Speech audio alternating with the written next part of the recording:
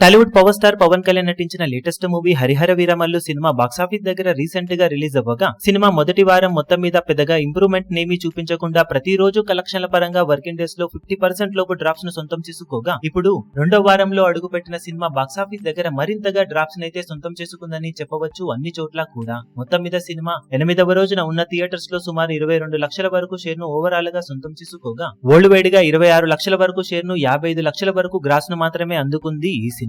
మొత్తం మీద సినిమా ఇప్పుడు బాక్సాఫీస్ దగ్గర 8 రోజులు కంప్లీట్ అయిన తర్వాత సాధించిన కలెక్షన్లను గమనిస్తే నైజాంలో 18.73 కోట్లు, సీడెడ్ లో 7.98 కోట్లు, వైజాగ్ లో 7.54 కోట్లు, ఈస్ట్ లో 5.5 కోట్లు, వెస్ట్ లో 4.45 కోట్లు, గుంటూరులో 5.44 కోట్లు, కృష్ణాలో 4.75 కోట్లు, నెల్లూరులో 1.97 కోట్ల వరకు షేర్ అందుకున్న ఈ సినిమా తెలుగు రాష్ట్రాలలో మొత్తం మీద 56.36 కోట్ల దాకా షేర్ ను 82.80 కోట్ల వరకు గ్రాస్ ను అందుకుంది.